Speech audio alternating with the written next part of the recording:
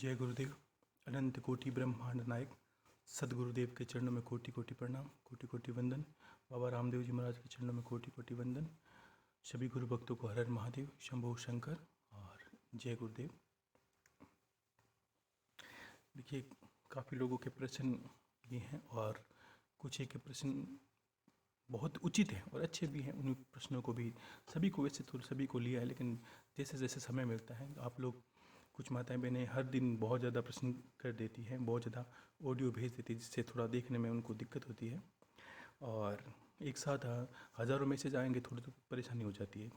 समझ के एक दिन अगर आप एक ऑडियो एक प्रश्न भेजते हैं, एक वीडियो भेजते हैं, तो 2-4 दिन रुक जाएं ताकि आप को लोगों को भी बराबर मौका मिले। नहीं तो कुछ लोगों के प्रश्न रह जाते हैं। कुछ माताएं बहनें सोचती है गुरुदेव हमारा प्रश्न ले लिया, मेरी बात नहीं हुई, मुझे कोई चीज़ पूछनी थी वो पूछ नहीं पाई। क्योंकि आप समझते हो हज़ारों मैसेज एक दिन में आ जाए तो 2-2 मिनट देंगे तो भी उनको सुना नहीं जाता। कुछ माताओं बहनों ने तो ऑडियो की बहुत ज़्यादा झड़ी लगा दी है, उस तरह सारी बातें कहने लगी। कहें कोई बात नहीं, लेकिन थोड़ा समय निकाल के, आज आपने कर दिया तो 5-7 दिन रुक के करें। और उन्हीं प्रश्नों में एक प्रश्न देखो, पहले तो ये समझ लीजिए कि कल 19 तारीख है, 19 मई, तो गुरुदेव ने जो समाधि का दिन है निर्वाण का, वो कल का है। तो सभी को कहना चाहूँगा कि बहुत लोगों के प्रश्न थे गुरुदेव इनको कैसे मनाया जाए। देखो, ये मनाने का विषय नहीं है, ये तो एक दुखद घटना होती है कि जब गुरु हमको शरीर के रूप में त्याग देते हैं। मान लीजिए शरीर को उनको अपने त्याग देते हैं, तो कोई प्रेम का विषय तो है नहीं, ये थोड़ा दुख का विषय है कि जिनको हम चाहते हैं शरीर से, वो शरीर को हमें त्याग दे। तो अपनी अपनी श्रद्धा है लोगों को मनाने की। अब इसको खुशी से तो मनाया नहीं जाता कि आपको खुशी है। इस दिन सत्संग होती है, गुरु नाम का कीर्तन होता है, गुरु का सानिध्य हमें मिले जीवन पर्यंत उनके शरीर को त्यागने के बाद भी, इसलिए हम इस दिन को मनाते हैं लोग। तो सत्संग रखी जाती है। कुछ लोग समर्थ हैं तो घर में सत्संग रख सकते हैं, अन्यथा खुद भी 5-10 लोग एक दिन 1 घंटा शाम को कोशिश करें कि सत्संग रखें। और पीड़ होने का कारण क्या है कि जब हम पीड़ है, मान लीजिए मुझे पीड़ है गुरुदेव की कल जो समाधि की, ये तो खुशी का दिन थोड़ी था, समाधि का दिन है, तो थोड़ा विरह जिसको बोलते हैं, तो विरह में क्या इंसान खुशी थोड़ी मनाएगा। अब कल यही होता है कि गुरुदेव के नाम से रख सकते हैं तो दोनों वक्त का भोजन त्याग करें। और देखो, क्षमता है, कुछ बीमार है तो मैं सबके लिए नहीं कहूँगा, जिनकी क्षमता है वो अपनी पीड़ गुरुदेव से कहें और दिन भर का उपवास करें और कुछ भी ना खाएं, सिर्फ जल का आहार लें। और जो नहीं ले सकते वो खाना खा लें और सत्संग कीर्तन या जैसे ही भजन आपकी है गुरुदेव की तस्वीर के सामने जैसा भी कर सके। ऐसा नहीं कि सब लोग मिल के करें। अगर मान लीजिए आपके घर में 4 जने हो तो 4 जने करें, कोई एक करता है तो एक ही करे। गुरुदेव के सामने अपना प्रेम प्रकट करने का जो दिन है वो कल का है। कि उनको ये पता होना कि गुरुदेव ने, उनको लगे कि मुझे जाने के बाद भी, मेरा शरीर छोड़ने के बाद भी आप अपने प्रेम का प्रेम का इजहार कर रहे हो, प्रेम का प्रदर्शन कर रहे हो कि गुरुदेव आज आपका जो शरीर निर्वाण का दिन है, इसलिए मुझे आपसे प्रेम है, मैं बताना चाहती हूँ। तो ये मनाने का तरीका होता है। तो फिर आप उपवास करें दिन भर, जो समर्थ हैं। फिर ये ना कहीं कुछ माताएं बहनें भोलेपन में कह देती है कि एक वक्त खाना खा लें, ये कोई उपवास इस तरह नहीं है। ये जिस तरह मान लीजिए कोई हमें अपना प्रिय है और उस दिन हमारे पास ना रहे तो क्या होता है कि रोटी पानी कुछ इंसान की इच्छा नहीं होती खाने की।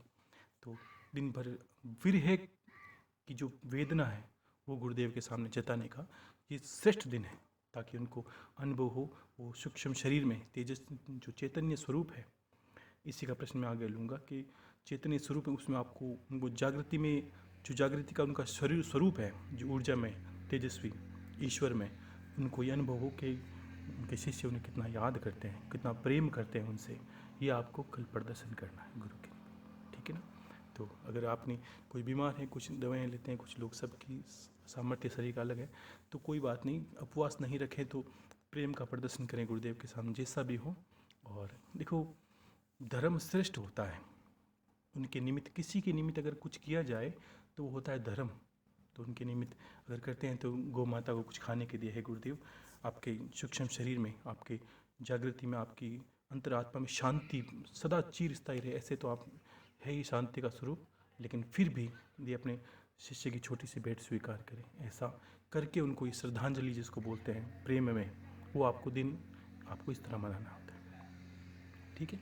और एक प्रश्न बहुत ही कुछ लोगों के हैं कि एक सूक्ष्म में मैंने काफ़ी लोग 2-3 लोगों ने प्रश्न किया था कि गुरुदेव आत्मा और शरीर, जीवात्मा या जीवों में शरीर है कि नहीं है। देखो, ये प्रश्न जितना सूक्ष्म आपको लगता है उतना है नहीं। इसका पहला प्रमाण मिलता है आत्मा। जहाँ आत्मा शब्द आता है तो आपके बहुत उत्तर इसके अंदर मिल जाते हैं। अगर जो ज्ञानी जन है, जो समझदार है, हर कोई बात को समझ नहीं पाता।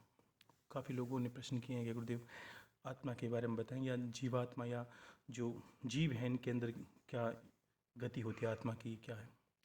तो बहुत पुस्तकें हैं और हर संत का अलग अनुभव है। क्यों कि जिन्होंने आत्मा को अनुभव किया उन्होंने अपनी जो बात है वो रखी है। और गीता एक ग्रंथ है जिसमें ये बात बताई हुई है। भगवान श्री कृष्ण अर्जुन को कहते हैं कि आत्मा अजर अमर है, ये जल नहीं सकती, ये कट नहीं सकती, कोई शस्त्र इसको काट नहीं सकता, ये अजर अमर है, ये परमात्मा का स्वरूप है। और ये भी कहा कि बहुतों में बहुत कम और बहुतों कम में बहुत कम कोई भी महापुरुष इस तथ्य को, इस बात को वास्तव में तत्व के अनुसार या इस तरह से मान लीजिए कि आत्मज्ञानी होने पर इसको जानता है। अन्यथा तो भाषण तो दुनिया देती ही रहती है, आत्मा ये है, आत्मा वो है। क्यों कि इसको सरल भाषा में तो समझाया जा नहीं सकता। हर कोई संत कोशिश करता अपनी भाषा में समझाने का, लेकिन सरल भाषा में इसको जितना मैंने अनुभव किया है गुरुदेव के ज्ञान से वो मैं आपको समझाऊंगा। इसको आप थोड़ा समझे। कम शब्दों में समझाने का अर्थ है कि आपको समझ में आ जाए। प्रश्न बहुत हैं कि आत्मा, देखिए एक है आत्मा, आत्मा का प्रारूप क्या है? एक जीवात्मा और एक है परमात्मा। जीवात्मा में आत्मा शब्द आता है और परमात्मा भी आत्मा शब्द आता है। और अगर कोई कहे प्रेत आत्मा तो इसमें प्रेत में भी आत्मा का शब्द आता है। पित्र है वो भी आत्मा है, प्रेत वो प्रेत, उनके नाम के पीछे पित्र नहीं प्रेत भी लगता है। ठीक है ना। तो अब ये जो सोचिए कि एक उदाहरण देता हूँ, उसको अच्छे से समझ लीजिए कि जीवात्मा में परमात्मा बनने का गुण होता है। आत्मा परमात्मा का अंश ही होती है। जो वैज्ञानिक है वो आज की दृष्टि में क्या जानते हैं? वो जानते हैं कि सब ऊर्जा का खेल है। एक इंसान का शरीर जब खत्म होता है तब ये अनुभव करिए कि उसका जब पोस्टमार्टम करेंगे तो आपको ये पता चलेगा कि उसके अंदर सारी चीज़ें तो उपलब्ध है, तो ऐसी क्या चीज़ बाहर निकल गई, क्या चीज़ उसे छोड़ के चली गई जिससे उसकी जो शरीर की गति रुक गई और उसको देहांत हो गया। तो सबसे पहले आप अनुभव करोगे कि इसकी आत्मा ने इसका साथ छोड़ दिया, उसके प्राण निकल गए। तो आप ये अनुभव करोगे। अब इसको समझेंगे कैसे? तो एक उदाहरण समझिए कि आत्मा, जीवात्मा और परमात्मा। अब क्या है कि आत्मा क्या है? मान लीजिए एक जल को देखा आपने, चलते हुए जल को, जल के प्रारूप को समझिए। जल है और जल की अवस्था क्या है? जल है, बर्फ है और भाप है। इस तरह बताने की कोशिश करूँगा ताकि पढ़े लिखे भी समझे कि जल है, बर्फ है और भाप है। और बर्फ को आप पानी नहीं कहोगे और भाप को भी आप पानी नहीं कहोगे, लेकिन तीनों में जल विद्यमान है। आप बर्फ को कहोगे बर्फ है, लेकिन आप ये नहीं कहोगे ये जल है, जबकि आप जानते हो इसके मूल में भी जल है और भाप के मूल में भी जल है। इसी प्रकार आत्मा, जीवात्मा और परमात्मा। तो बर्फ क्या है? आत्मा स्वभाव जल की तरह चंचल, गतिमान, योनियों में घूमती रहती है। तो फिर बर्फ क्या है? ये उदाहरण बताऊं। बर्फ का अर्थ है कि कटोरी में बर्फ जमाते हैं तो एक कटोरी का अनुसार बर्फ जम जाती है। एक जग में जमाएंगे तो जग की भांति हो जाएगी। एक बड़े से बर्तन में, दोने में, किसी में जमाएंगे उसका आकार वैसा हो जाएगा, लेकिन उसमें भी पानी विद्यमान है, जल विद्यमान है। लेकिन सुसुप्ति में या गुप्त में आप देख के ये नहीं कह सकते इसमें जल विद्यमान है। आप उसका नाम ही बदल दोगे, ये बर्फ है, लेकिन ये जल नहीं है। और जो वाष्प है वो उसकी शुद्ध अवस्था है। तो ये समझिए कि जल आत्मा है, बर्फ उसका बिगड़ा स्वरूप है आत्मा का, जो योनिया है, लेकिन विद्यमान उसमें भी आत्मा है, उसको चला वही रही है। और वाष्प क्या है? उसकी शुद्ध अवस्था, चैतन्य अवस्था, यानी जो परमात्मा की ओर अग्रसर है। एक आत्मा है, उसने अच्छे कर्म किए और वो परमात्मा में लीन हो गई, जिसे गुरुदेव है। एक जीवात्मा यानी एक शरीर में आए और ज्ञान अर्जन, तप, स्वाध्याय, ईश्वर आराधना करके आज ईश्वर लीन अवस्था में या परमात्मा अवस्था में है वो आज, यानी वो आत्मा की गति उन्होंने परमात्मा में लीन कर दी। वही एक साधारण इंसान होता है, वो जीता है, कुकर्म करता है, दुष्ट कार्य करता है, और पशु योनि में, पेड़ पौधे योनि में, कीट पतंग योनि में, जीव जंतु योनि में, जलचर योनि में, और यहाँ तक कि कीड़े मकोड़े योनि में वो चला जाता है। ये 84 लाख योनि का प्रारूप है। ये बर्फ जैसी स्थिति समझिए कि जैसा आकार में बर्फ जमाई वैसे आकार में बर्फ जम गई। ये आत्मा का बिगड़ा स्वरूप है। तो आत्मा करती क्या है? आत्मा इनकी भोग्या योनियां है, सुषुप्ति में है। इसको ये भी समझिए कि ये समझ लिया कि उसमें ना के बराबर आत्मा स्वरूप है, लेकिन सूक्ष्म में इस तरह विद्यमान है कि वो जीव अनुभव नहीं कर सकता। वो सिर्फ, आप मान लीजिए कि एक जीव का जन्म कैसे होता है?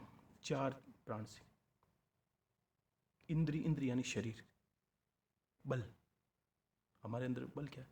इंद्री, बल, आयु और श्वासोश्वास, इससे हर जीव का जन्म होता है। अब आप कहोगे गुरुदेव इन चारों से कैसे जन्म? देख, मान लीजिए आप पेड़ पौधे देखते हो, बड़े बड़े पेड़ों की आयु 10,000 वर्ष होती है मान लीजिए, और बीच में हम काट फाड़ दें तो सोचिए बात अलग है। अन्यथा हर, आपने देखा पुराने वृक्ष देखिए, आज भी ऋषि मुनि या किसी भी बड़े बड़े तीर्थों में जाते हैं तो पता चलेगा ये संत उस जमाने का वृक्ष है, ये आज अमर वृक्ष है, ये कल्प वृक्ष है, जोशी मठ में जैसे हजारों वर्ष पुराना। इसका कारण क्या है? इसका कारण ये है कि वृक्ष की आयु 10,000 वर्ष है। अगर बड़े बड़े वृक्षों की आयु, अगर आपको एक वृक्ष की योनि में डाल दिया जाए तो आप ये कहो गुरुदेव राम राम राम, ये तो बहुत, हर तरह का मौसम वो सहन करता है, दृढ़ जड़ जिसको बोलते हैं, पत्थर की भांति खड़ा रहता है। तो उसमें ये 4 प्राण कैसे? बिल्कुल है, वो भोग्या योनि है, आत्मा में सुसुप्ति है, उसमें दिखाई नहीं देता, अनभिज्ञ में वो आत्मा के स्वरूप में चलता है, लेकिन उसकी आत्मा जागृति की, ये समझिए कि ना के बराबर, वो सिर्फ एक योनि को भोग रहा है। किस तरह? उसमें आप इंद्री यानी उसका शरीर है कि नहीं है? कि है, इंद्री यानी शरीर। और दूसरा हो गया बल।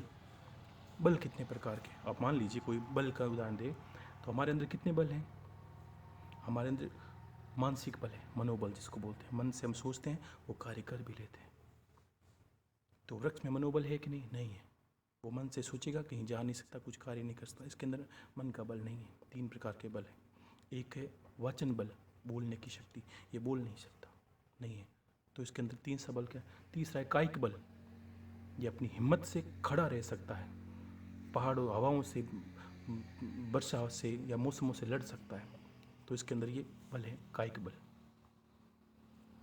और तीसरी आयु निर्धारित है, हर योनि में देखिए, कोई 10 वर्ष का है, कोई 5 वर्ष का, ऐसे ऐसे वृक्ष भी मिलेंगे। मान लीजिए छोटे पेड़ पौधे फूल के वृक्ष होते हैं, कोई 10 दिन का होता है, हम जिनको खाते पीते ही हैं, ऐसे वृक्ष भी, इनकी योनियाँ 30 लाख योनियाँ हैं, 30 लाख तरह की प्रजातियाँ हैं, जो योनियाँ जिसको बोलें, 84 लाख योनियों में 30 लाख योनियाँ वृक्षों की हैं।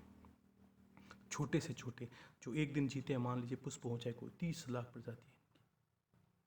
और बड़े बड़े वृक्ष हैं जिनको कल्प वृक्ष बोल दीजिए, नीम या कोई खेजड़ी या कोई वृक्ष, पीपल, बरगद, ये बड़े, इनकी आयु 10-10 साल, इतनी बड़ी बड़ी, इस योनियों में भी इंसान को जाना पड़ता है। बर्फ की बात इसलिए उदाहरण पहले दिया ताकि आप समझ जाए। आत्मा इनका विद्यमान है, इनके शरीर को चलाने के लिए मात्र, लेकिन ये 5 प्राणों से जीवन जीते हैं।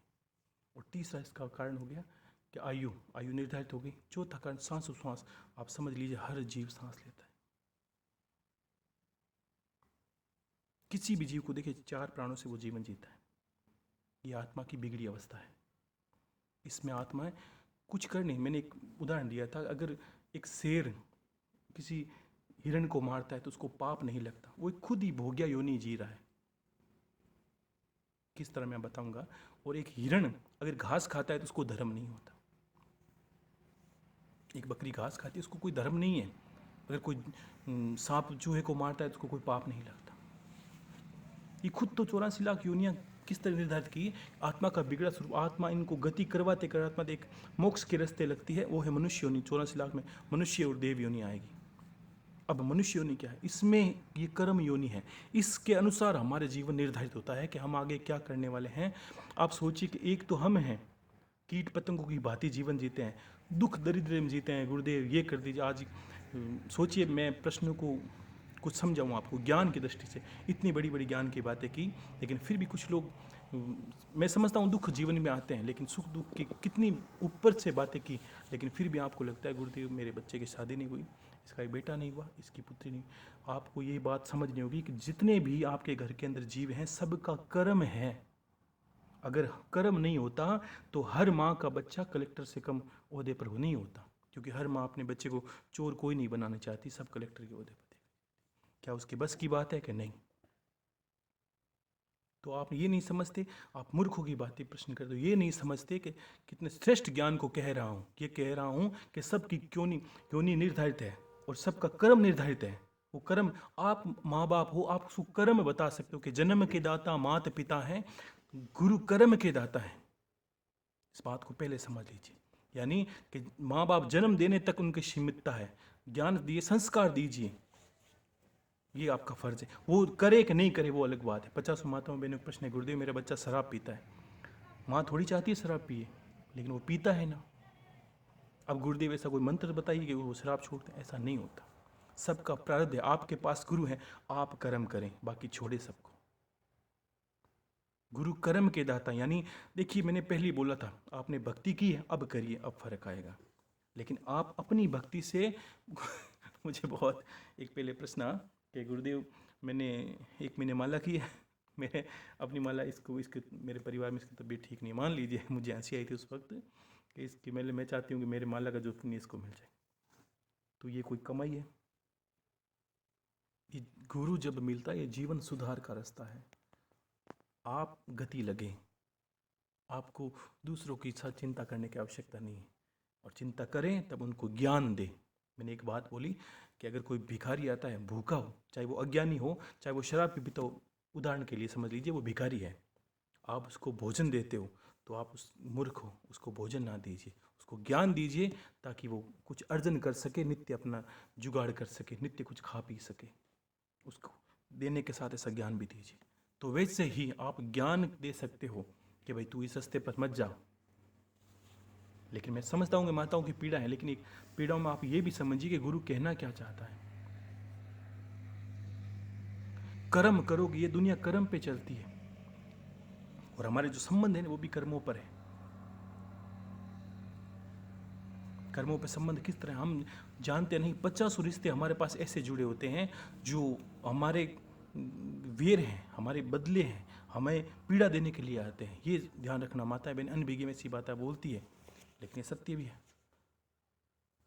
कि तो के पिछले जन्म का कोई मेरा वेर है, बिल्कुल है, सत्य है। वेर चुकाना पड़ता है। एक पुरानी जो संतों से छोटी बात सुनी थी, वो कितनी अजीब बात है, मैंने इस पर हंसी आएगी आपको, लेकिन सुने इसको बात को गौर से। कि एक संत थे, एक ज्ञानी जन मान लीजिए, कोई पंडित या कोई ऐसे संत ज्ञानी थे, बहुत ज्ञानी लोग उनको मानते थे। अच्छी जगह, हर जगह जाता उनका आदर सत्कार होता, अच्छे अच्छे लोगों को प्रवचन देते, बड़ी बड़ी ज्ञान की बातें कहते, और मानते लोग उनकी बातों को, अनुसरण करते और जीवन बदलता। तो उनके शिष्य भी थे, ठीक है, लेकिन एक कमी थी उनकी। वो क्या थी कि जब वो घर पे जाते तो स्त्री उसकी एकदम, आप मान लीजिए किस तरह कि कोई खून पीने वाले राक्षसी की बात है। महाराज जी घर पे जाने से डरते कि नहीं आज घर गए पता नहीं वो कहाँ से खाना शुरू करेगी। और वो इतना प्रताड़ित करती उनको, उनको लगता भाई जीवन जीना नरक है, मर जाना अच्छा है, इससे अच्छा तो बाहर ही रहेंगे। रोज उसको ऐसा लगता, अंदर अंदर वो दुखी हो गए थे, क्या करे बेटा ऐसी स्त्री हो। अब वो चाहते थोड़ी थोड़ी स्त्री थे, ऐसे थे, वो ज्ञानी थे, ज्ञान अर्जन किया था, गुरु से विद्या ली थी और चल रहे थे अपने मार्ग पर। उनके शिष्य भी थे, लेकिन रोज वही वही की घटना वहीं पर रही। इतनी निकृष्ट पत्नी उनके जीवन में, क्या करे कोई क्या कर सकता है। तो फिर वो बहुत परेशान होते हैं रोज, लेकिन उनको लगता है ये बस इतनी वेदना होती, इतनी पीड़ा होती कि चाहकर भी वो कुछ नहीं कर पाते। ठीक है, तो ज्ञानी थे लेकिन ज्ञान का फायदा क्या, सामने वाला सुनने को तैयार नहीं है, आप क्या करोगे। बहुत लोगों के जीवन में आती है। प्रश्न जोड़े कि मेरे प्रश्न इसके बीच में आते हैं कि नहीं आते। तो एक दिन गुरुदेव के शिष्य ने कहा महाराज जी के कि गुरुदेव आज आपके घर पे ही जी खाना खाएंगे, आज तो गुरु माता के हाथ से ही भोजन करेंगे। अब उनको कहाँ पता था कि महाराज जी को खुद को ही खाने में दिक्कत आ रही है तो उन्होंने कहा कि नहीं आज तो समझिए और कभी चलेंगे। नहीं गुरुदेव आज तो बस आपके घर पे गुरु माता का हाथ से भोजन करेंगे, चलेंगे। वो अंतर ले तो चले शिष्यों को, लेकिन अंतर में सोचे आज पता नहीं वो क्या करने वाली है, आज तो मेरे प्राण ही पकड़ उठ जाएंगे। और जैसे ही वो घर पे आए बस समझिए कि ऐसी स्त्री उल्टा की बात है, वो क्या कहेगी। उन्होंने कहना शुरू किया, ये इनको लेके आ गए, ये कर दिया वो कर दिया, आप तो कुछ काम के नहीं हो, और ये इन आपको ही मैं तो खाना नहीं खिला सकती, आपके लिए बनाना मुझे इतना मुश्किल लगता है। बहुत सुनाया, लेकिन उनकी हृदय में बहुत दर्द हुआ उठा के शिष्यों के सामने, शिष्यों को भी कुछ खिला नहीं पाए वो, और शिष्य भी बड़े दुख से और बाहर चले गए। कोई पानी सत्कार आदर सत्कार कुछ नहीं था। ऐसा पुरुष क्या करे भला बताइए। ठीक है, तो इतना उस दिन दुखी हो गए थे शिष्यों के सामने, उन्होंने सोचा घर भी त्याग देंगे, छोड़िए चले। आयु थी उनकी काफ़ी, मान लीजिए 60-70 साल। ऐसा इंसान इतना ज्ञानी, और उन्होंने 60-70 साल में घर त्याग दिया। दुखी होकर चले गए। उनको ऐसी पत्नी को भला क्या करना है कि आए नहीं आए, ठीक है चले गए चले गए। तो फिर कहीं चलते चलते किसी संत, कोई जंगल की तरफ जा रहे थे, कोई संत मिला, कोई ज्ञानी संत थे कोई बड़े, मिले उन संत से। और संत ने कहा कि बोलिए महाराज कहाँ से आए। कहा भाई मेरा तो यहाँ पास में गांव में वहाँ रहता हूँ, मेरा मकान है, और ऐसी ऐसी मनोस्थिति है, इसलिए मैं घर को छोड़ के आ गया। लेकिन मैं ये जानना चाहता हूँ मेरे साथ ये क्या हो रहा है। मैंने कभी किसी को कष्ट नहीं दिया, कभी किसी को दुख नहीं दिए, लेकिन काफ़ी माताएं बहनें सोचिए प्रश्न आएंगे बीच में, आपको समझना है कि आपका प्रश्न कहाँ है। ठीक है, तो कहते हैं मैंने जीवन में अच्छा इच्छा किया, सबको सत्कर्म पे ले जाने का कार्य करता हूँ। कितना श्रेष्ठ काम है। कोई भला किसी को, हर इंसान अपने पत्नी बेटों और पुत्रियों के पीछे ही जीवन जीता है, और भला कोई संत है जब जो जगत का सोच रहा है उसके साथ गलत क्यों हो रहा है। अच्छी बात, कितनी विचित्र बात है। जो लोगों के लिए कुछ करना चाहता है, लोगों को अच्छे रास्ते पर ले जाना चाहता है, उसके जीवन में भी कष्ट है। कोई क्या कर सकता है।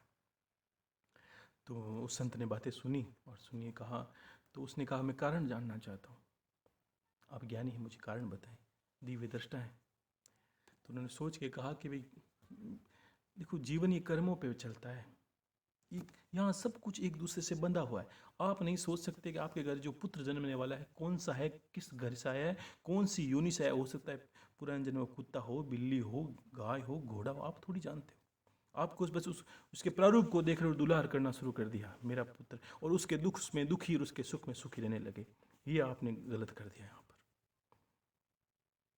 तो जबकि उस संत को, उसको महाराज को तो पता आशा ही नहीं थी पत्नी से। वो तो एक कोई इंसान जो जगत में प्रेम बांटता है, उसे क्या चाहिए, वो तो यही चाहेगा बस मुझे भी थोड़ा प्रेम मिले। बस प्रेम जो देता है उसे हमेशा यही आशा होती है कि बस मुझे थोड़ा प्रेम मिले, सत्कार मिले, बस यही इच्छा होती है। और ईश्वर को चाहने वाले, सत्य जो ईश्वर को चाहने वाले हैं, उनकी इतनी आशा होती है, बड़ा उनका कोई सपना नहीं होता। वो चाहता है बस ईश्वर के कार्य करूँ और इसके बदले में मुझे आदर सत्कार मिले, और बाकी कोई कार्य नहीं।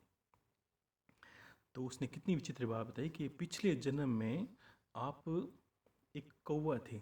उस इंसान को बता रहा, कितनी विचित्र बात बता रहा है। अब आपको हंसना भी है, समझना भी है बात को, कि पिछले जन्म में आप कौवा थे और ये स्त्री एक ऊँट था, मान लीजिए ऊँट की बात, या ऊँट जिसको ऊँट बोलते हैं, ठीक है, ऊँट था। और इसको क्या हो रखा था कि कमर के अंदर तो कोई घाव हो रखा था।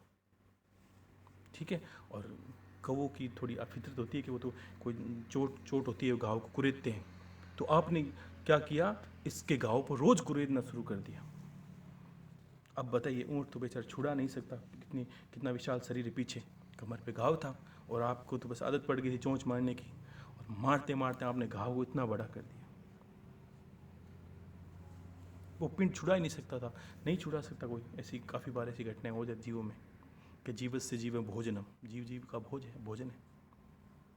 तो वैसे करके कुरेदना शुरू किया, काफ़ी दिनों कुरेदना। आपने कम से कम उसका आधा किलो खून पी लिया रोज, और रोज चांतों से मारते, और वो जितनी बार आप चोंच लगाते वो अंतर में यही घोषणा करते, इसका खून पी जाऊं तब मुझे आराम मिले, इस कौवे को तो मैं निचोड़ के खाऊं, इसका खून पीऊं रोज, इतना ही, तब जाके। हाँ, कोई इतना पीड़ा दे तो यही सोचे इंसान, क्या सोचता है। इस तरह भगवान जोड़ता है, देखिए किस तरह जोड़ता है कि इसका खून पीऊं तब जाके मुझे आराम पीड़े। लेकिन ऊँट अब था बेचारे, कर कुछ नहीं था सकता है। तो इसका जन्म ये हुआ। आज जो ऊँट है वो आपकी पत्नी है और कौवे हो आप। हो सकता है आप संत हो, आप आज हो, आप कर्म कर रहे हो, लेकिन होने के आज कर्म तो आप करो, इसका पुण्य तो आगे मिलेगा। आज मैंने खेत में हल चलाया है तो आज मैं फसल थोड़ी काटूंगा, ये तो 4-6 महीने के बाद इसकी फसल निकलेगी। अभी तो मैं खेती में क्या करूंगा, अगर कचरा लगाए तो मुझे पता है हो सकता है कचरे के बीज गिर गए हों पिछले महीने के, बोए पेड़ बबूल के आम कहाँ से होए, तो पिछले जो फसल है उसकी खेती कौन करेगा, मुझे काटनी पड़ेगी। बोओगे वैसे ही काटोगे। तो फिर क्या करा, उस संत ने कहा कि भाई वो कौवा है और अब वो ऊँट जो है अब वो आपकी पत्नी है और आप कौवे पति हो। अब वो किस तरह भगवान ने मेल मिलाया कि वो रोज़ आपका अंदर, आपको देखते ही उसके अंदर ऐसी जागृति हो जाती है, वो चाहती है कि आपका बस खून पीऊँ, आपकी गलती कोई नहीं है, फिर भी वो चाहती है कि आपके साथ कुछ ना कुछ ऐसा करूँ। कि बिल्कुल महाराज ऐसा ही लगता है मुझे, कभी कभी देखता हूँ तो ऐसा लगता है वो मेरे खून पी के ही मानेगी। तो कहेगा महाराज इसका कोई इलाज नहीं है। तो हाँ, एक इलाज है कि क्या, कि इलाज समझ लीजिए या कोई सा टोटका समझ लीजिए कि एक प्रयोग कर सकते हो तुम, कि विधाता ने लिखा भाई जितना इंसान कर्म करता है उतना ही उसको दंड मिलता है, ये तो सत्य है। तो फिर अगर मान लीजिए आपने, कि मेरा एक मानना है कि मान लीजिए आप कौवा थे तो आपने किसी जीव से कोई भला चोंच मार मार कितना खून पी सकता है, आपने 100-200-300 ग्राम खून पिया होगा। मैं चाहता हूँ कि आप अपना खून भी उसको पिला दीजिए। तो कि महाराज ये कैसी बातें कर रहे हो, ये कोई संभव थोड़ी है, वो मेरा खून कैसे पिएगी। कि वो मैं नहीं जानता, बस मैं तो इतना कहता हूँ कि आपको हिसाब जल्दी चुकाना है इसका, तो किसी तरह आप इसको पिला दीजिए। तो फिर कहा किस तरह, तो उन्होंने कहा भाई मैं ये नहीं जानता, वो आपके परिवार का मैटर है, वो परिवार का लेन देन है, मैं ये नहीं जानता, मैं तो बताता हूँ कि ये करके देखें, मुझे लगता है इसमें आराम मिलेगा आपको और इसमें स्वभाव बदलाव आएगा। कि नहीं, तो फिर काफ़ी जद्दोजहद के बाद उसने कहा ठीक है, आप चाहे खाने में मिला दे, चाहे किसी वस्तु मिला दे, उसको पिला दे बस, और फिर देखें उसके स्वभाव में परिवर्तन आया कि नहीं है। तो उसने क्या किया, थोड़ी होशियारगी से, लड्डू थे किसी तरह, उसमें कोई तरह किसी विधि से, मान लीजिए कोई ऐसी मिठाई बनाई जिसमें पता नहीं चला, धीरे धीरे उसमें अपना खून मिलाना शुरू कर दिया उसने, चाहे छोटी छोटी अपने शरीर के घाव करके थोड़ा थोड़ा खून मिलाना शुरू कर दिया। लड्डू बनाए, उसमें थोड़ा थोड़ा 2-2 3-3 बूंद उसमें गिराता गया। उसने कहा महीने भर में तुम इसको 100-200, जितना उसके स्वभाव में बदलाव आ जाएगा, जितना हिसाब चुकेगा। आप से मान लीजिए मैं 10,000 रुपये मांगता हूँ, आप मुझे रोज़ 100 देंगे तो 10,000 से कम तो हो ही गए ना, तो वैसे ही कम होते जाएंगे, तो आप हिसाब भी ऐसे करिए।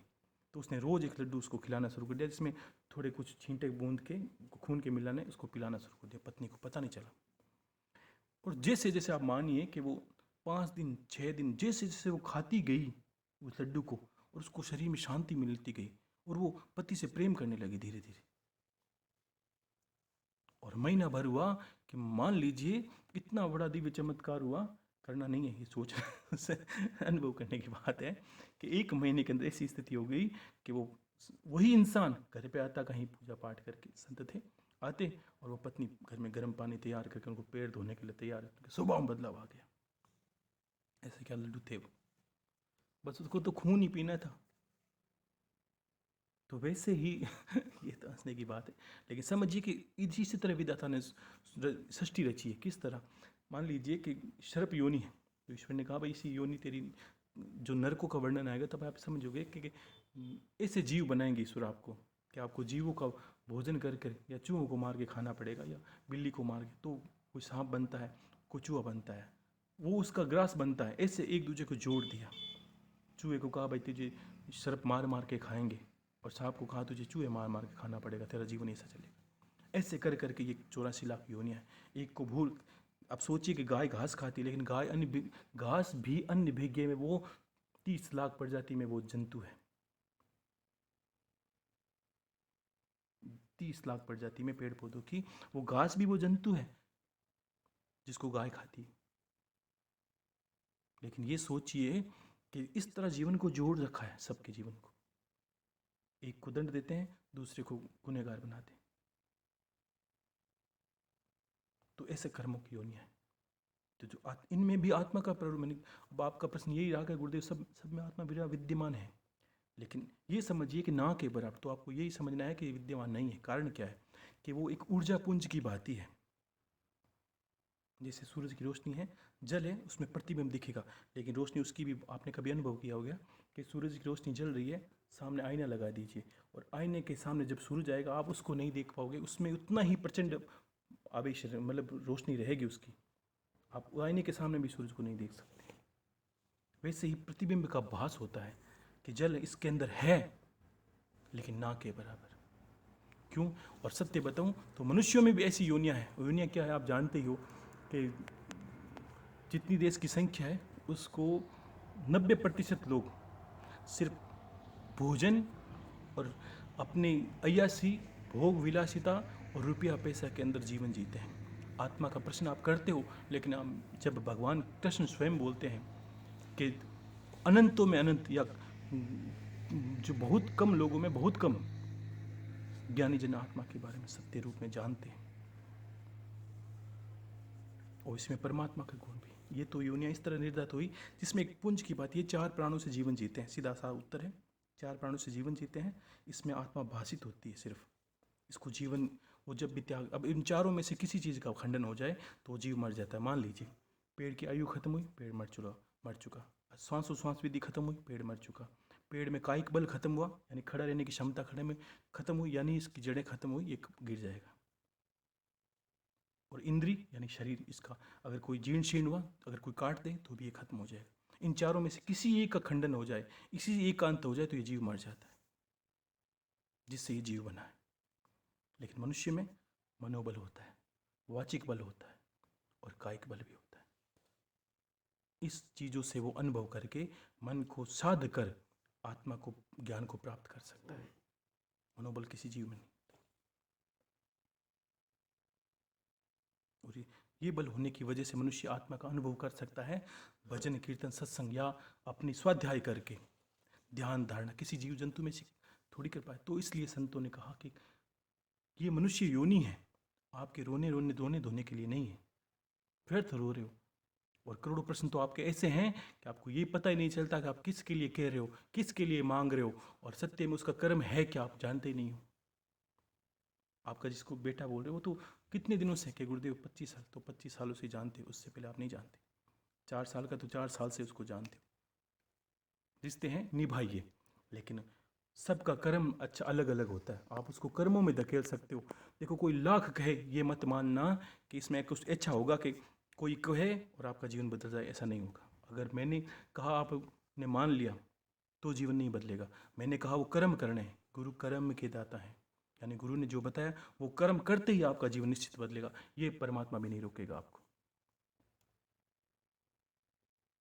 गुरुदेव मैं तो भक्ति करता हूँ, इसका कुछ कर दूँ, नहीं कर सकते। ज्ञान बांटने का मैंने बोला है, और जो ज्ञान बांटेगा उसका भला होगा निश्चित। तो आप अगर विधि बताते उससे पहले आपने विधि बताई, उससे पहले आपको पता ही नहीं कि वो गुरु को जानता है कि नहीं मानता, कि कोई उसका गुरु है कि नहीं है, आप उसको गुरु के बारे में ज्ञान ही नहीं। तो वो तो एक लोभ की बात है कि घट घट के पानी पीने वाले लोग बहुत हैं जो आज इस विधि को अपनाते हैं, कल उस संत की विधि को अपना जानते किसी को नहीं है। ना उनको गुरु से कोई लेना देना, ना गुरु तत्व से, ना ही अपने कल्याण के लिए कुछ करना है। वो तो सिर्फ एक, जिसको बोलते हैं ना, बहुत जानवर होते हैं, कभी इस खेत में मुंह मारेंगे, कभी उसमें, उनको मिलना कुछ नहीं है। वो पीड़ाओं में इतनी बातें आपको बताए, ये भी अनुभव किया होगा कि सुख दुख नाम की कोई वस्तु है ही नहीं।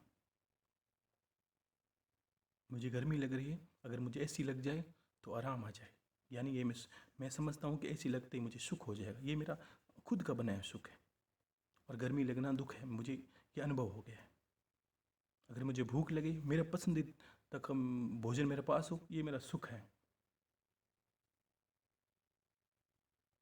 तो यही सारे हमने बनाए और बनाते ही जा रहे हैं।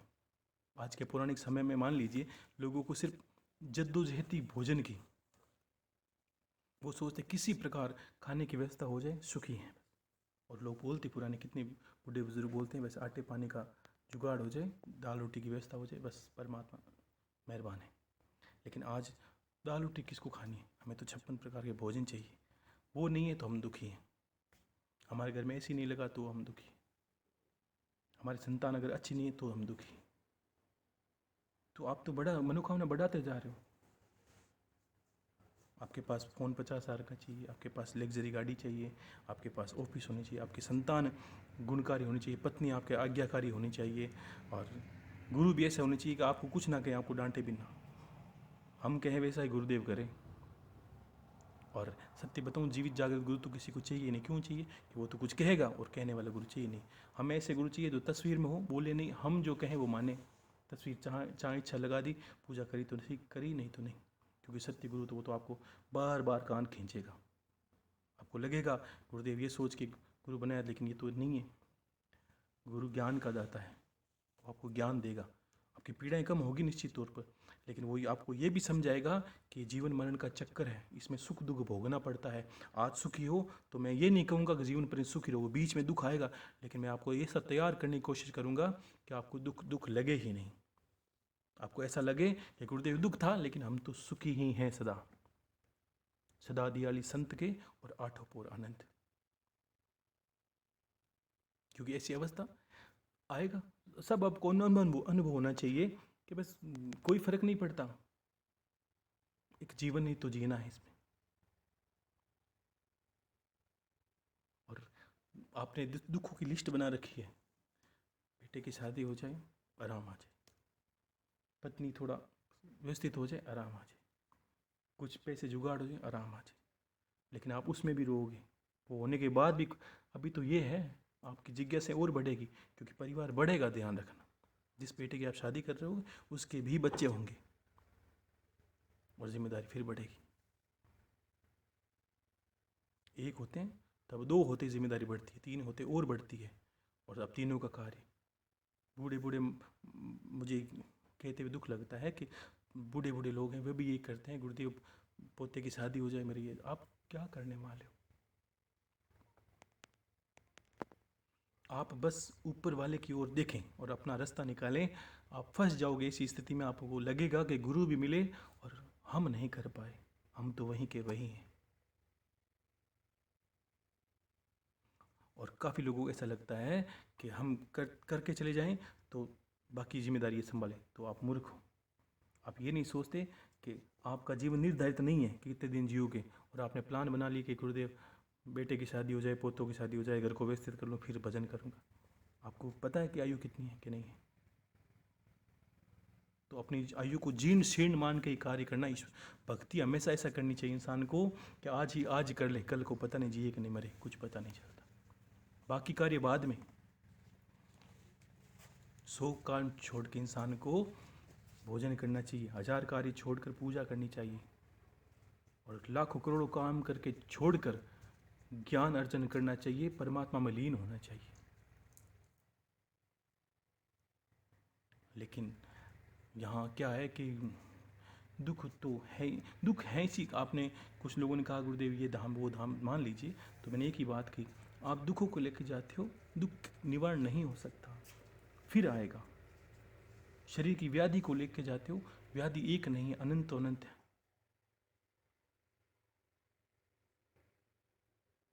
गुरु की कृपा से, कृपा सबकी होती है, जीवन बदलता है, लेकिन आपको कर्म करना होता है। और 50 लोग ऐसे भी मैं जानता हूँ कि कुछ नहीं करते, सिर्फ यही प्रश्न करते हैं कि ये वो कर लूँ क्या, वो विधि कर लूँगा, वो विधि कर लूँगा, जबकि बता दिया। एक वापस मैं कहना चाहता हूँ, देखिए, संतान, घर में रुपया पैसा, जो दुख आपको मानते हो, परिवार संबंध जितने दुख हैं, वो कुल देवी ही निवारण करेगी। कि बात दिमाग में आप गांठ बांध लीजिए। इसलिए ये विधि बताई, सारी की सारी कार्य वही करेगी। अब वो आप पर निर्भर करता है, आप उसको कितना प्रसन्न करते हो। और संकल्प की बात करूँ तो हर दिन गुरु भाई जी के पास कम से कम 30-40 मैसेज आते हैं, गुरुदेव मैंने संकल्प हनुमान जी को दीपक का किया था। हनुमान जी का दीपक है सात्विक करना होता है। देखो कोई विधि अगर पूर्ण नहीं कर सकते हो, लास्ट अमृतवाणी में मुझे कोई अपनी बढ़ाई करने का शौक नहीं, ये किया किस लिए था, ये आपका एक होता है इंसान को जब ये पता चले कि हाँ ऐसे कार्य भी होते हैं, ऐसे संकल्प भी पूरे होते हैं, तब जाके ईश्वर कृपा होती है, सत्य है। लेकिन 11 दिन का संकल्प है तो गुरुदेव आज मुझे शादी में जाना पड़ा, क्या मैं दीपक कल कर लूँ? आप पहले शादी में जाइए, भगवान का कार्य बाद में कर लीजिए, आपको छूट है। तो संकल्प लेते आपको ये समझ में नहीं आया कि संकल्प का अर्थ क्या है। बार बार बोलता हूँ कि आप अपनी सुविधा से ले, जब आपको शादी पहले उचित लगे तो शादी में जाए। 1 घंटे की शादी के चक्कर में संकल्प खराब कर दिया। ईश्वर घर बैठे हैं, भगवान की पूजा कल कर लेंगे। क्योंकि लोगों को क्या है कि मैंने कहा ना, भोजन और रुपया पैसा इसमें इतनी, ये भी एक भोग विलासिता ही है। जीव का स्वाद बड़ा विचित्र होता है, इंसानों के रहा नहीं जाता। और संकल्प कौन पूरा करेंगे, ज्ञान किसी को है नहीं। जब संकल्प लेते हैं तब नित्य देवता उसी दिन घर पे आ जाने शुरू हो जाते हैं। वो आएंगे, हम लोग कहते हैं शादी में जाते हैं, कल कर लीजिए, हमारी तरफ से सब छूट है। लेकिन मैंने वार्निंग का अर्थ ये नहीं, मैंने पहले बता दिया कि संकल्प अपनी सुविधा से लें, कि संकल्प लें उसको निभाएं। देवताओं की भाषा में संकल्प जो निभाता है वही इंसान सर्वश्रेष्ठ होता है। आप तो तोड़ ढूंढते हो, आज नहीं कल कर लूँ, कर लीजिए। जैसे कार्य करोगे वैसा ही फल मिलेगा, इसमें कोई बड़ी बात नहीं। 50 को अच्छे अनुभव होते हैं, 2 लोग ऐसे भी मिलेंगे जिसको कुछ, क्योंकि उन्होंने कर्म ही ऐसे किए। अमृतवाणी सुनते हो, इससे जीवन नहीं बदलेगा, ध्यान रखनी चाहिए। इससे आपको ज्ञान, मैंने क्या, ज्ञान उसको कहा जाता है जो जीवन में उतरे। सुनने में आपको बड़ी बड़ी पुस्तकें, पुराण भागवत सब कुछ पढ़ा है, शास्त्र उपनिषद, वो पढ़े आपके किसी कार्य के नहीं। जब तक जीवन में नहीं उतरे उसको ज्ञान कभी नहीं कहा जाता। मैं अच्छा बोलता हूँ, आपका क्या फायदा हुआ? मैं अच्छी बातें कहता हूँ, आपका क्या फायदा? आप करोगे तो फायदा मिलेगा। और सब कुछ अपने कर्मों पे जोड़िए कि अभी साल भर हुआ आपने कर्म किए, बदला है जीवन, निश्चित सबका बदला है, सबके में फर्क आया है।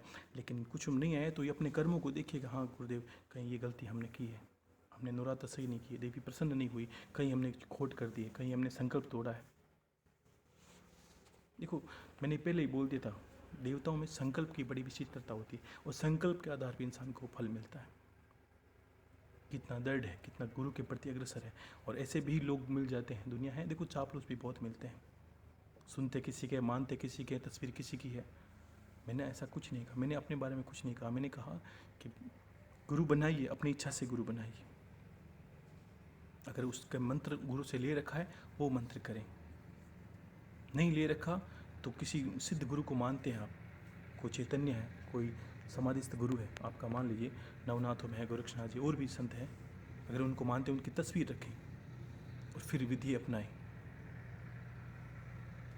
स्वतंत्रता सब चीज़ों की दे रखिए, लेकिन संकल्प आपको पूरा करना होगा, ठीक है। और बाकी कुछ 2-4 प्रश्न है, मैं लूँगा। एक तो प्रश्न है, मान लीजिए कि गुरुदेव काल सर्प दोष है, वो तो देखो मैंने काल सर्प दोष, जिस घर में शेषनाग जी की पूजा होगी उसको काल सर्प दोष निवारण निश्चित तौर पे हो जाएगा। ये बात बार बार नहीं कहूँगा। जो शेषनाग जी का नित्य पूजन करते हैं उनको काल सर्प दोष नहीं लगेगा। दूसरी, शेषनाग जी की क्या विधि होगी कि घर में कोई भी बाधा होगी, अब कुछ लोगों ने ये कहा तंत्र मंत्र पर तो प्रश्न नहीं है, फिर भी देखो कि हर दिन 150 गुरु भाई जी ने कहा, नए लोग जुड़ते हैं, फ़ोन पे भी जुड़ते हैं, तो सुनते हैं, वो शुरू कर देते हैं मान लो जुड़ना, तो शुरू से वो सुनते नहीं अमृतवाणी की क्या कहा, वो सोचते हैं कि भाई बहुत लोग सुन रहे हैं तो हम भी अपना कष्ट या हमारी बात पूछ लें। उचित है, लेकिन मैंने कहा कर्म करें, ठीक है। शेषनाग जी एक तो पहली बात आपके घर के रक्षक हैं, और जो घर नागों के पहरे में रहता है, नाग लोग के पहरे, जिनके घर के रक्षक स्वयं शेषनाग जी रहते हैं, उस घर की सीमा को कोई लाग नहीं सकता। जिन पे नित्य उनकी पूजन होती है वहाँ पर कोई तंत्र मंत्र नहीं चलता। आप सिर्फ ऐसी मुझसे सुनना चाहते हैं कि कोई टोटका बता दो, वो मेरे पास नहीं है। और विधि सब, जो विधि मैंने बताई है वो सर्वोत्तम विधि है, ध्यान रखना। और एक भी खारिज नहीं जाती, कभी भी नहीं जाती। आपके समर्पण में कमी हो तो मैं नहीं कह सकता, उसमें तोड़ मरोड़ नहीं करूँगा। जो विधि बताई है सर्वोत्तम के सर्वोत्तम है। अगर 100 में से 90 या 95 लोगों को काम करती है तो सोचिए कि वो 95 कर रही है तो आपको भी करेगी। और शेषनाग जी की पूजा आपके घर में तंत्र मंत्र का नाश कर देगी, काल सर्प दोष का नाश कर देगी। राहु केतु और शनि के दोषों का निवारण भी शेषनाग जी की पूजा से आपका हो जाएगा। काल सर्प दोष में सबसे पहले नाग का प्रारूप बनता है और राहु केतु के बीच में सभी ग्रह आ जाते हैं, तब काल सर्प दोष बनता है। रुपयों की हानि होती है, परिवार में दिक्कतें आती है, लड़ाई आती है, सब जोड़ झपट होता है। इंसान की जहाँ रुपया पैसा की दिक्कतें हो बाधा आने शुरू हो जाती है, और शेषनाग जी की पूजा से वो सब काम संपन्न होते हैं। ठीक है। और दूसरा भैरव जी का मैंने कहा आपको नित्य दीपक नहीं करना। भैरव तांडव स्तोत्र कर सकते हैं जिससे आपके जीवन में शत्रु बाधा नहीं उत्पन्न हो। ऐसे भैरव जी से और शेषनाग जी दोनों की विधि से आपको बहुत लाभ मिलेगा। लेकिन भैरव जी का मंत्र नहीं करना, भैरव तांडव स्तोत्र का पाठ करें आप, मंत्र से देवताओं को आह्वान हो जाता है। ठीक है। और भैरव जी किस तरह की विद्या है? इस तरह की विद्या है कि सकाम साधना है। सकाम का अर्थ क्या है? जब उनको बुलाए तो निश्चित काम हो। तभी एक किसी माता ने बीच में प्रश्न किया था, गुरुदेव मैं मंत्र कर रही थी, अचानक मुझे एक दिन के स्वप्न में से लगा बहुत सारे कुत्ते मेरे सामने आ रहे हैं, मुझे इस तरह वो घेर के खड़े हैं और डर सा लगा। तो देखिए ये मंत्र ऐसा ही होता है, वो आ जाते हैं। लेकिन सकाम साधना, जब आपके जीवन में कष्ट लगे तब उनके मंत्र का आह्वान करना है। या देवी का जब आह्वान करते हैं नवरात्रि में, तब कोई बाधा नहीं हो तब उनका आह्वान करते हैं। अन्यथा आप भैरव तांडव स्तोत्र का पाठ करेंगे तो शत्रु से सदा बचे रहेंगे। एक आपको नित्य कवच सिद्ध करने का बोला है। कवच का अर्थ क्या होता है? अगर कोई युद्ध में जाता है जिसके कवच हो तो उसको कोई बाण नहीं लगता। वैसे ही इंसान अगर कवच को सिद्ध कर ले या नित्य कवच का पाठ करे तो साल 6 महीना कभी भी वो सिद्ध होगा। अपने आप जितना पढ़ोगे उतना सिद्ध होगा। और सिद्ध होने के बाद क्या होता है कि उस इंसान के घर पे कुछ हो नहीं सकता। मैं बताता हूँ कैसे काज काम करता है। उस इंसान पे तो कवच हो नहीं सकता, और जो सिद्ध करता है वो क्या करे? अगर मान लीजिए किसी कोई सिद्ध गुरु है, वो उसने कवच को सिद्ध कर रखा है, तो वो क्या करेगा आपके साथ? वो इस तरह करेगा कि कवच बोलता जाएगा, घर के बाहर की तरफ एक लकीर खींच देगा तो भी आपके घर पे कोई तंत्र नहीं कर सकता। कुछ ही तरह की कोई चीज़ उसको भेद के पार नहीं आ सकती। अगर आपको लगता है कि बार बार तंत्र कर रहे हैं तो कवच करने के बाद घर के आगे दीपक 1-2 करें और घर का जो मेन द्वार है उसके अंदर पानी की लकीर खींच दें उस कवच को बोलते हुए। कोई चीज़ पार नहीं कर सकती, आप प्रमाण देख लीजिए इसका। लेकिन करे कौन? गुरुदेव ऐसी कोई विधि बताई जो टोना टोट का, वो मुझे नहीं आता।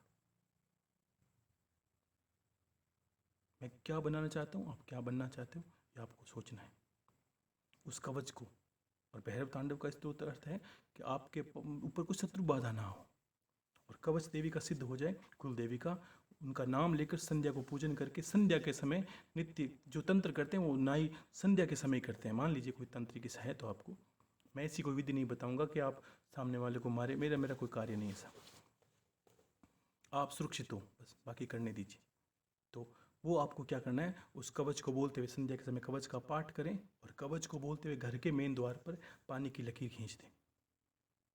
ठीक है। और या कवच को बोलते हुए पूरे घर में जल के छींटे, हम शुद्धि करते हैं वैसे गंगा जल मिला के देते रहें तो घर शुद्ध हो जाए, कोई शक्ति प्रवेश नहीं कर सकती। इस सिद्धि का अर्थ ये होता है। ठीक है ना। बाकी गुरुमाला गुरु मंत्र करते ही हो, और ऐसे ही गुरुदेव की पूजा से ज़रूरत नहीं पड़ती। जहाँ गुरु का वास है उस घर पे कोई कुछ नहीं कर सकता, बशर्ते आपका समर्पण कितना है। आप मांगते ही मांगते हो, करते हो कि नहीं होते। और एक अर्चना सिंह जी है, इन्होंने प्रश्न किया है, गुरुदेव कैसे पता चले कि जिस भाव से हम पूजा करते हैं ईश्वर को उसी भाव में पूजा स्वीकार है? देखिए ये खुद आपकी आत्मा जवाब दे देगी आपको। कभी कभी भी सवाल ऐसा लगता है कि हम पूजा पाठ करते हैं लेकिन अंतर ऐसा लगता है कोई कमी, वो जो कमी लगे इसका अर्थ ये नहीं कि वो कमी है। इसका अर्थ ये है कि जब भी हमें पूजा करें तो कोई कमी हमें लगनी ही चाहिए, इसलिए। और उसके बाद ही हम क्षमायाचना मंत्र भी बोलते हैं, और सब कुछ करने के बाद भी बोलते हैं, प्रभु मैं आपकी पूजा करने में तो कोई समर्थ है ही नहीं। ये तो मुझे ऐसा कार्य है जो आपने कृपा करने के बाद मुझे दिया है, जिससे मैं थोड़ा कुछ कर पाई हूँ आपके लिए। भला आपको कोई पूर्ण क्या कर सकता है? ये समायाचना है। और एक अहम भाव में पूजा होती है। हम कर लेते हैं, हम सोचते हैं सब कुछ कर लिया, इसका मतलब सब कुछ खंडित है। जिस पूजा में आपको करने के बाद ऐसा लगे कि भगवान और कुछ अच्छा होना चाहिए आपके लिए, तब समझ लेना चाहिए परमात्मा को इसी भाव में आपकी पूजा स्वीकार है। जिस भाव में हमें कमी लगे पूजन, कितनी श्रेष्ठ पूजा करने के बाद भी, और इसमें भी एक तरह की विधि होती है, कुछ हम जानबूझ के कमी रखें तो समझ लेना ये हमने जानबूझ के रखी है कमी, वो अलग बात है। लेकिन श्रेष्ठम श्रेष्ठ अपनी सामर्थ्य से करने के बाद भी आपको कमी लगे और क्षमा याचना मांगे आप, तब समझ लेना उसी भाव में परमात्मा को पूजा आपकी स्वीकार है। कमी लगनी चाहिए अपनी पूजा में।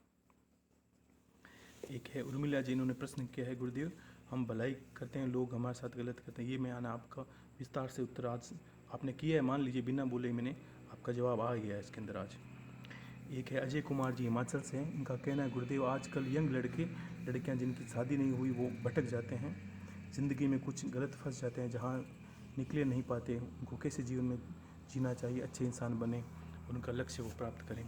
देखिए ये प्रश्न तो छोटा तो है नहीं, लेकिन इसको समझें कि सबसे पहले जब बच्चे 15 साल तक हों तब हमेशा कोशिश करें कि उनके माता पिता उनके बहुत जल्दी पास में रहें, बहुत नज़दीक रहें, उनकी हर क्रियाकलाप में उनको ध्यान रखना चाहिए, पहला काम माता पिता का। उसके बाद कहीं भी वो पढ़ने जाए तो जितना हो सके उसको पता रखें किसी तरह के वो गलत रास्ते तो नहीं जाए, क्योंकि अगर आपने कुछ समय उसको छोड़ दिया तो समाज में सारे ऐसे दुष्ट करते हैं, वो सीखा तो आपसे लगेगा कि लड़के गलत रास्ते पर चल जाएं, क्योंकि एक आयु होती है 18 से 21-22 साल का लड़का कुछ भी नहीं सुनेगा, 18 से 21-22 साल की लड़की को आपका कुछ नहीं सुनेगी। 1-2% हैं जिनकी सद्भाग्य हैं ऐसे पुत्र प्राप्त हों, बहन ऐसी लड़कियां प्राप्त हों, अन्यथा आपको ऐसे लगेंगे वो एक जवानी के जोश में अपनी इच्छा से जीवन जीना चाहते हैं, और जो अपनी इच्छा से वो पछताते ही हैं बाद में, माता पिता का जो कहना नहीं मानते वो भी पछताते हैं उनको छोड़कर। आज देखते हैं कितनी बच्चियां एक प्रेम के चक्कर में, कुछ प्रेम वो प्रेम थोड़ी था, एक शारीरिक आकर्षण, प्रेम शब्द नहीं है उनका, प्रेम बहुत बड़ा शब्द है और उनके मुंह से अच्छा लगता भी नहीं है। प्रेम शरीर देख के नहीं हो सकता, ठीक है, वो शारीरिक आकर्षण में भाग जाते हैं। और यहाँ तक पेपर तो पढ़ते ही हैं, देखते हैं कि माता पिता को पहचानने से भी इनकार कर देते हैं कि नहीं बस इनसे मुझे क्या लेना देना, मुझे तो बस यही चाहिए। और कुछ दिनों बाद वही एक, मुझे याद है बहुत पहले एक प्रश्न आया था, गुरुदेव मैंने भाग के शादी की और फिर उस जो इंसान था उसने मुझे छोड़ दिया, ऐसे करके एक प्रश्न है, मुझे बहुत हंसी आई। अब मैं फिर गुरुदेव किसी दूसरे को पसंद करती हूँ। हाँ करिए, कोई दिक्कत नहीं, जब तक आपकी आयु ढल नहीं जाए दुनिया पड़ी है, पसंद करते रहिए, चलते रहिए, शर्म आनी चाहिए। लेकिन ये ध्यान रखें कि जीवन में माता पिता का सम्मान जरूरी है। अगर माता पिता आपके जीवन की सोचते हैं तो आपको ये अनुभव होना चाहिए कि उनके जीवन का श्रेष्ठ कार्य है कि वो अपने पुत्री का कन्यादान करें। अगर आप वो अधिकार उनसे छीनते हो तो आप पर धिक्कार है। आपका ऐसी योनि, मैं चाहता हूँ कि आपका परमात्मा ऐसी योनि आप पे निर्धारित करे कि जैसे पेड़ों की भांति आप 10-10 साल पड़े रहोगे जंगलों में, क्योंकि आप ऐसा करते करते हो। तो ऐसा ना करें। अगर माता पिता ने बड़ा प्रेम से आपको पाला है और आपका चिंतन करते हैं, आपको सोचते हैं, आपके बारे में सोचते हैं, अगर वो कहते हैं तो कुछ सोच समझ के कहते हैं आपको, तो ऐसे कार्य ना करें। और बाकी युवा पीढ़ी है जो करना चाहती है वो करेगी, किसी के कहने से रुकती तो आज दुनिया बदल जाती, क्योंकि भारत में सबसे ज़्यादा युवा पीढ़ी है। भारत विश्व गुरु बन सकता था, लेकिन आज सोचिए कि जब पहले के समय लोग खेलने, बच्चे बहुत जाते थे, हम लोग इतना ज़्यादा खेलते, मतलब कहीं दीवारों से कूदना, गेंद से खेलना, ये खेलना। आजकल सिर्फ देखते हैं वो सारे मैदान खाली पड़े हैं, वो जंगल खाली पड़े हैं। आजकल सिर्फ फ़ोन पे लगे, छोटे छोटे बच्चे फ़ोन चलाते हैं। शारीरिक क्रियाकलाप तो उन्होंने बंद कर दिया। अब जिन्होंने बचपन में जो नहीं खेलते, शरीर के साथ क्रियाकलाप, मान लीजिए खेल कूद नहीं है उनका, तो उनकी 30 वर्ष की आयु तो आएगी नहीं। इसी तरह तो आयु क्षीण होगी।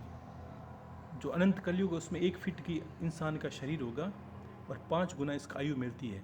कलयुग में कहा गया कि एक इंसान 1 फीट का होगा, अनंत कलयुग आएगा, या कलयुग की जो सीमा आएगी, मान लीजिए समय जब अंत होगा, इसका समय जो पूरा होगा इस चक्र का, तो उसमें 1 फीट की आयु 20 साल के, 20 साल की आयु और 1 फीट की शरीर, इतना ही शरीर होगा, शरीर के साथ आयु। और आज हम 5-6 फीट के होते हैं, तो हमारी आयु कितनी होती है? 100-120, 1 फुट से जोड़ लीजिए आप, और जैसे जैसे आयु बढ़ी थी लोगों की, जितना शरीर था उसके शरीर है उतना ही परमात्मा आयु डालेगा, और कितनी डाले। तो वैसे ही तो आगे आगे देखती जाइए, कुछ ये गलत बढ़ेंगे। आपने जिन गलत चीज़ों को देखा है वो कम नहीं होने वाली। मैंने एक बात बोली, 11 के बाद अब 12 ही बचेंगे, ठीक है ना। और ठीक है, परमात्मा ने हम पे कृपा की है, आप हमसे जुड़े हो। और यहाँ भी दिन भर विचार यही करता हूँ कि किसी तरह आपको और अच्छा बताऊँ, ताकि आपको किन चीज़ों से निकालूँ, बाहर करूँ, मिथ्या बातों से बाहर करूँ, सच्चे ज्ञान को समझाऊँ, ईश्वर के प्रति आपको जितना ज़्यादा हो सके जोड़ने की कोशिश करूँ, इसीलिए आपको बताता हूँ, ठीक है। और एक है शीला देवी, है दिल्ली से, इनकी शादी की सालगिरह थी, पिछले 2-3 दिन पहले थी। लेकिन देखिए बहुत ज़्यादा प्रश्न है, एक बात मैं पहले ही कहूँगा, एक दिन में आप प्रश्न थोड़ा, एक दिन अगर आपने ऑडियो भेजा, प्रश्न भेजा, तो 5-7 दिन आप ना भेजें, ताकि दूसरे लोगों को नंबर आए और समझ में आए। गुरु भाई जी को एक साथ हज़ारों मैसेज आ जाते हैं। आज तो गुरु भाई जी ने फ़ोन को पूरा बंद करके डिलीट किया, ताकि उसमें हज़ारों मैसेज हो गए, ताकि वो शुरू से शुरू कर पाएँ अच्छे से। फ़ोन भी काम करना बंद करें, इतने ज़्यादा मैसेज हो गए, वीडियो आ गए, क्या करें। तो कोई भी एक प्रश्न करें तो आप 2-3 दिन रुक जाएं, वापस ना करें, ताकि दूसरे लोगों को नंबर आए, ताकि उनको समझ में आए कि किनको क्या देखना है।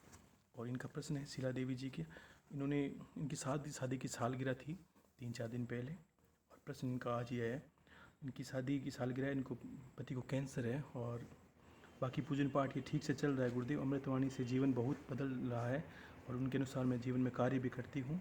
आशीर्वाद दें, कि आशीर्वाद की ज़रूरत है। और इनके गुरुजी, कुछ दिनों में मेरे घर की 2-3 तुलसी सूख गई है, मन में थोड़ा वहन सा हो गया, आशीर्वाद दीजिए। देखिए पहले तो मैं आशीर्वाद देता हूँ उनके पति को, कि उनके पति का जो जीवन है वो आयु एकदम अच्छे से रहे, उनकी आयु वर्धन हो। मेरा अंतर आशीर्वाद है कि परमात्मा आप पर कृपा करें, गुरुदेव आपके पास है ही, और आप चिंता ना करें। बीमारी है लेकिन सुधार भी होगा, विश्वास रखें अपने गुरु पर और महादेव पर, निश्चित तौर पर आपके जीवन में बदलाव आएगा, और बीमारी के उपरांत भी आप उनके शरीर में आराम लगेगा। और दूसरा आपने कहा तुलसी सूख गई, ये हाँ, ये सोचने की बात है। देखिए कभी कभी ऐसा होता है कि घर में तुलसी, मैंने कहा तुलसी 2-3 बार सूख जाए, तो हमें ये विचार करना, ये ना सोचे कि हम पे किसने तंत्र कर दिया, ये सोचिए कि हमारे घर में कोई नेगेटिविटी आ गई कहीं से। और पति को कैंसर है, और कुछ लोगों को बार बार ऐसे प्रश्न, गुरुदेव हमने हमारे घर पे किसी ने कर दिया। अगर आपको एक प्रमाण देखना हो तो एक चीज़ कर सकते हैं, किसी को विधि देखिए कि तुलसी 2-3 सूखी है, तो आप सबसे पहले क्या करें कि घर को शुद्ध करने के लिए 9 दीपक वाली विधि 1 या 5-7 दिन करें, उससे नेगेटिविटी घर से रिमूव हो जाएगी, हट जाएगी।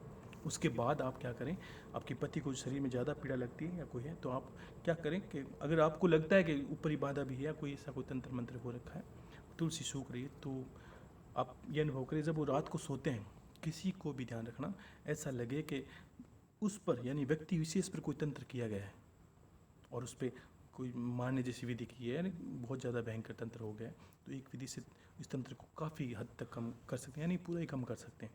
आपको कुछ नहीं करना, वो सोए तब आपको उसके पैरों के ऊपर से धीरे धीरे एक लोटे में, तांबे के लोटे में जल ले लीजिए, और उसमें कुछ मत, एक लोहे की कील कोई भी चीज़ डाल दीजिए, ठीक है। डालने के बाद उस जल को भरकर उसके पैरों से ऊपर से, टच नहीं करना, पैरों के ऊपर से लेते हुए उसके सर के पास ले जाएं, और सर के ठीक 1 फीट दायरे में कोई चीज़ पर रख दें, उसके यानी उसके सिरहाने पर वो लोटा रहना चाहिए रात भर। पैरों से उठाना है, सर तक ले जाना है, और सर के पास उसका 1 फीट के पास वो लोटा रख दीजिए, ठीक है। लोहे की कील डालनी है, तांबे का पात्र लेना है, संध्या के समय सोते वक्त पैरों से ले ऊपर ऊपर घुमाते हुए, घुमाना नहीं है, पैरों के ऊपर से ले जाते हुए सर तक ले जाना है, और 1 फीट के बाद में, यानी सर हो जहाँ, उसके 1 फीट के बाद में वो लोटा रख दीजिए, ठीक है ना। और सुबह के समय वो सबसे पहले, अगर पत्नी है तो पति जाए, और पति है तो पत्नी जाए, बच्चे हों तो माँ बाप में से कोई सा आ सकता है। उस लोटे के पात्र को पीपल, नीम या खेजड़ी के अंदर डाल देना है, ठीक है। याद रखना पीपल बड़ा होना चाहिए, छोटा हुआ तो वो नष्ट भी हो सकता है, क्योंकि वो लोटे का क्या करेगा, वो तंत्र को खींच लेगा सारा। लोहे की कील उसमें डालनी है, वो कील भी साथ में जानी चाहिए, उसकी जड़ों में डाल दीजिए पानी, वो सारा तंत्र खींच लेगा। अगर छोटा पौधा होता है, इसका प्रमाण देखना है तो छोटे पौधे में डालिए, अगर तंत्र होगा तो 3 दिनों में उसके सारे पत्ते झड़ जाएंगे, वो सारा तंत्र वो खींच लेगा और उसके जीवन में सुधार आने लगेगा। अगर ज़्यादा बीमारी है तो भी ऐसा कर सकते हैं। अगर आपको ये वहम हो तो करना है, ये प्रयोग नहीं है, ये सटीक विद्या है, निश्चित तौर पर ये फलित होती ही है। ठीक है ना। और 5-7 दिन सप्ताह भर करिए। और आप छोटे पेड़ में करो, किसी में डालो, किसी में भी ऐसे डालते हो, मान लीजिए छोटे में। बड़े में इसलिए बताया कि बड़ा पेड़ सहन कर लेता है, कुछ पत्ते झड़ते हैं तो कुछ वापस लग जाते हैं। और छोटा पौधे में अगर डाल देते हैं, मान लीजिए किसी फूल के पौधे में, तो वो 3-4 दिनों में सारी बीमारी खींच के उसके अंदर डालते ही वो पेड़ नष्ट हो जाएगा। तो बड़े पौधे में डाल दीजिए, इससे भी उसके जीवन में बहुत सुधार आता है, अगर आपको लगता है कि व्यक्ति विशेष पर तंत्र किया गया है तो। लेकिन सब विद्याओं से ऊपर उठ के ये बात सोचें कि मैंने क्या बताया, आप कुलदेव का कवच सिद्ध करें। घर को कवच से, अपने आप संध्या के समय पूजन आरती करें, उस वक्त कवच से पूरे घर को, पानी कवच करने के बाद जल से, गंगा जल से पूरे घर में छींटे दें। घर को शुद्ध रखें, सीधी बात है। मलिन विद्याएं घर अशुद्धि के वक्त आती है, घर शुद्ध हो उसमें कोई प्रवेश नहीं कर सकता, कितना ही बड़ा तांत्रिक हो, कोई फर्क नहीं पड़ता। घर को जब कवच से सिद्ध कर लिया जाए तो कोई, जिसके, मैंने क्या कहा, अगर आपके कवच पहना है तो कोई बाण, कोई ऐसी चीज़ है, इसीलिए इसका नाम कवच दे दिया। सभी देवी देवताओं के कवच होते हैं, इष्ट है उसका कवच सिद्ध कर सकते हैं। लेकिन कुल देवी का कवच जितना प्रभावशाली, उतना प्रभावशाली कोई, क्योंकि वो हमारे घर की कुल देवी है, वो रक्षक ही है। जितना कवच कर सकते हैं देवी का बल उतना ही बढ़ता जाता है। ठीक है ना। लेकिन करते नहीं है। कोई विधि ऐसी गुरुदेव जिसमें कुछ करना ही नहीं पड़ेगा, सारा कुछ आप कर दो, हम तो बस ये बता दो ये करना क्या है। आप कर्म करें, आप कर्म नहीं करोगे कोई विधि भी काम नहीं करेगी। ठीक है। तो आज यही मैं कहूँगा। और सभी को कल मैं बता दिया कि कल गुरुदेव की जो पुण्यतिथि है उसको आप अच्छे से मना सकते हैं। मनाने का तरीका आपको बता दिया है कि ये कोई मनाने का विषय इस तरह नहीं कि आप नृत्य गाने करें, कोई करे। एक आपको बस गुरु के प्रति प्रीत जतानी है। तस्वीर आपके पास है, गुरु आपके पास है, पीड़ा आपकी है, गुरु आपके हैं। आप में कोई बंधन नहीं कि आप कितना जताना चाहते हो, गुरुदेव के निमित्त कितना करना चाहते हो, कोई धर्म ध्यान करना चाहते हो, सब पर आप पर निर्भर करता है कि आप गुरु से कितनी प्रीत करते हो, वो उनको दर्शाना है। ठीक है। और सभी को आशीर्वाद है मेरा। देखिए, कभी कभी किसी का नाम नहीं लूँ तो भी चिंता ना करिए। देखो, एक पिता के सभी पुत्र समान होते हैं, किसी का नाम आता है नहीं आए, अंतर में ये सोच लीजिए कि भाई ये जो गुरुदेव नाम लिया वो मेरा ही है। जब एक दृष्टि में कहता हूँ कि हाँ, सबको आशीर्वाद है, अंतर मन से आशीर्वाद है। आपके लिए नित्य दुआ करता हूँ और भगवान से नित्य, गुरुदेव से नित्य कामना करता हूँ, गुरुदेव सबसे पहले आपके सारे कार्य सफल हो जाएं, सारी विधियाँ आपकी सिद्ध हो जाएं, आप कम करो और फल ज़्यादा मिले आपको। ये मेरा अंतर आशीर्वाद आपको। बस आपके जीवन में बदलाव रखें और खुद बदलाव करने की इच्छा करें, ज्ञान को बांटें। ठीक है। आशीर्वाद है, खुश रहिए। हर हर महादेव। शंभो शंकर, शंभो शंकर।